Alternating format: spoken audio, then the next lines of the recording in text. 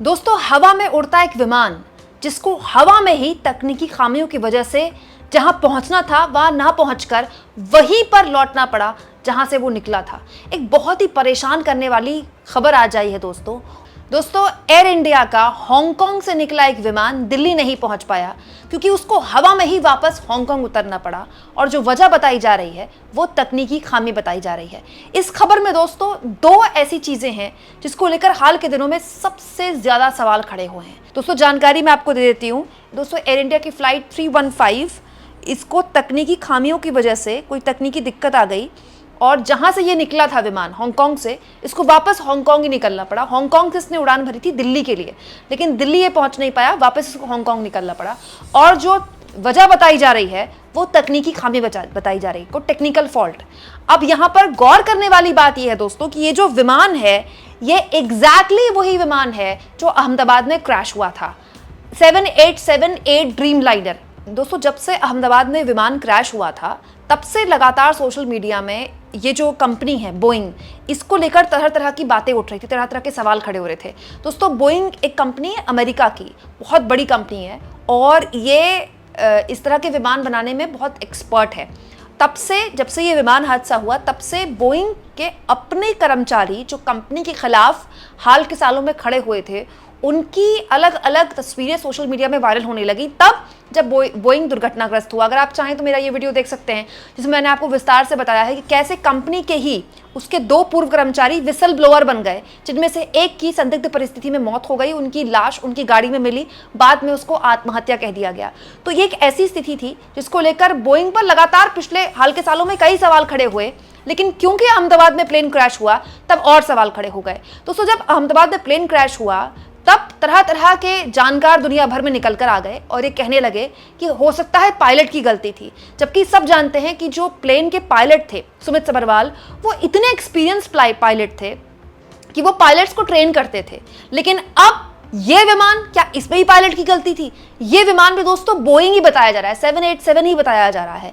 हैरानी इस बात की है कि ये पूरी दुनिया में हो रहा है, अब केवल भारत में नहीं हो रहा है, लेकिन इसको लेकर पूरी दुनिया में कोई चिंता नहीं है। दोस्तों, जब बोइंग पर सवाल खड़े हुए तो भारत सरकार की तरफ से ये फैसला किया गया कि जितने भी बोइंग विमान हैं एयर इंडिया के पास, उनको फिलहाल के लिए ग्राउंड कर दिया जाएगा। सबकी जांच होगी, जांच के बाद ही उनको उड़ान भरने की इजाज़त मिलेगी। और ये जानकारी DGCA द्वारा दी गई है कि कम से कम 8 विमानों की ऐसी टेक्निकल इन्वेस्टिगेशन पूरी भी कर ली गई है। मतलब सारे जितने भी बोइंग के 787 विमान थे सबकी जांच की जा रही थी, ये देखने के लिए कि क्या सच में कोई टेक्निकल फॉल्ट हो सकती है।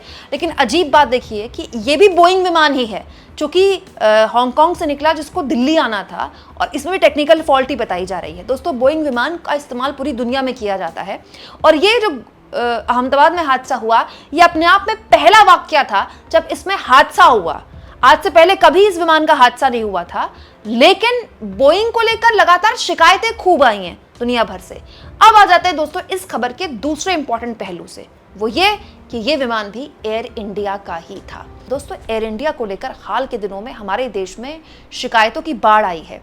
मैं ये बार बार कह रही हूँ कि AC खराब ना होना, AC ना चलना, TV ना चलना या देरी से विमान चलना, ये इस बात का प्रमाण नहीं है कि विमान में कोई टेक्निकल फॉल्ट है, लेकिन ये इस बात का प्रमाण जरूर है कि यात्री लगातार शिकायत कर रहे हैं, लेकिन उनकी शिकायत को या तो दरकिनार किया जा रहा है या उनकी शिकायत को सुना नहीं जा रहा। एयर इंडिया की साख पहले भी बहुत अच्छी नहीं थी और इस दुर्घटना के बाद तो एयर इंडिया की साख पूरी दुनिया में और गिरी है। और ये जो विमान है जो हांगकांग से दिल्ली के लिए उड़ान भर चुका था और वापस हवा में ही उसको हांगकांग के लिए वापसी लेना पड़ा, ये भी एयर इंडिया का ही विमान है। ये बताता है दोस्तों कि एयर इंडिया को न केवल बोइंग के अपने विमानों की टेक्निकल जांच की ज़रूरत है, बल्कि खुद भी आत्ममंथन की ज़रूरत है। अब तक हमारे पास ये जानकारी नहीं है कि अहमदाबाद में जो प्लेन क्रैश हुआ वो क्यों हुआ। प्लेन क्रैश हुए इतने दिन हो चुके हैं, सरकारों ने उस पर बात करनी छोड़ दी, कंपनी तो खैर क्या ही बात करेंगी। सोचिए दोस्तों, इस पूरे मामले में कोई जवाबदेही नहीं है। अब सोशल मीडिया में एक और वीडियो वायरल हो रहा है, ये वीडियो पुराना बताया जा रहा है, ये वीडियो प्लेन के अंदर का है।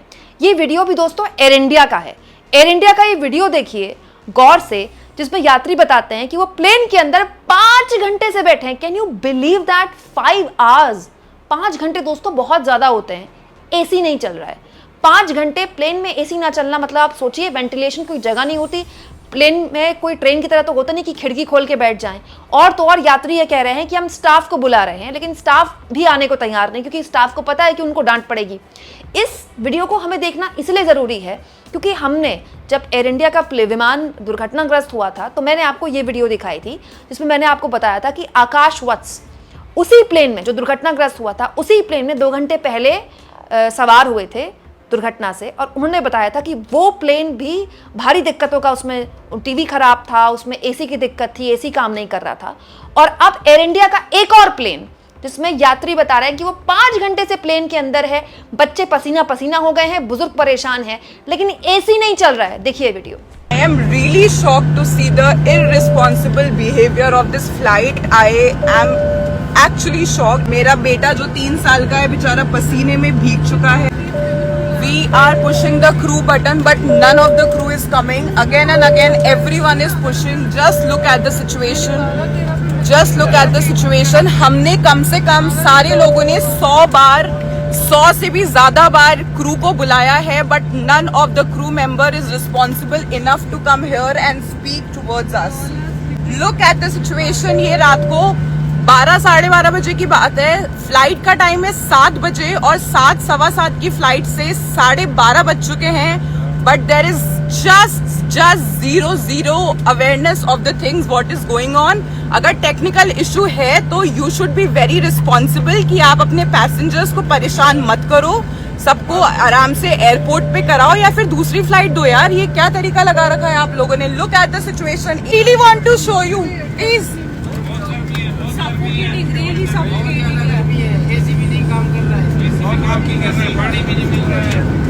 दोस्तों ये वीडियो दिखाकर ना तो मेरा मकसद किसी को बदनाम करने का है, ना ही किसी तरह से कोई खौफ पैदा करने का है, लेकिन ये सरकार की और दुनिया भर की सरकारों की जिम्मेदारी है कि वो इस ओर ध्यान दें। एयर इंडिया और खास तौर पर एयर इंडिया की, एयर इंडिया कोई सरकारी कंपनी नहीं है, एयर इंडिया एक प्राइवेट कंपनी के हाथों में है। टाटा उसका संचालन कर रही है और टाटा एक ऐसी कंपनी है जिसकी पूरी देश में, हमारे देश में बहुत साख है। Tata is not Ambani, Tata is not Adani. Tata का बहुत बड़ा नाम है, लेकिन हाल के सालों में जब से अब ये खुला सच हो गया है, मतलब खुलकर इस पर बात हो रही है कि जब से एयर इंडिया सरकारी हाथों से टाटा के हाथ में गया, तब से लोगों को उम्मीद थी कि वहां जो व्यवस्था है वो दुरुस्त हो जाएंगी, बेहतर हो जाएंगी, लेकिन हुआ इससे उल्टा। वहां व्यवस्थाएं और खराब हो गई। आप इस मुद्दे पर क्या सोचते हैं दोस्तों? पहले अहमदाबाद में प्लेन क्रैश होना, फिर वही उसी मॉडल का प्लेन हांगकांग से वापस दिल्ली के लिए उड़ान भर के वापस अपनी जगह पर आ जाना टेक्निकल फॉल्ट के बाद, और इस पूरे मुद्दे पर एयर इंडिया की रहस्यमयी चुप्पी और बोइंग को लेकर उठते सवाल कमेंट बॉक्स में जरूर लिखें। और जितना हो सके दोस्तों चैनल को शेयर करें, सब्सक्राइब करें और थैंक्स और ज्वाइन। दोस्तों ये 2 ऑप्शन है जिसके जरिए अगर आप चाहें तो आर्थिक तौर पर भी चैनल के हाथ मजबूत कर सकते हैं। प्लीज दोस्तों अगर आप ऐसा कर सके तो अच्छा होगा, क्योंकि आज के दौर में फ्री जर्नलिज्म करना, आजाद पत्रकारिता करना एक बहुत बड़ी चुनौती बन चुका है।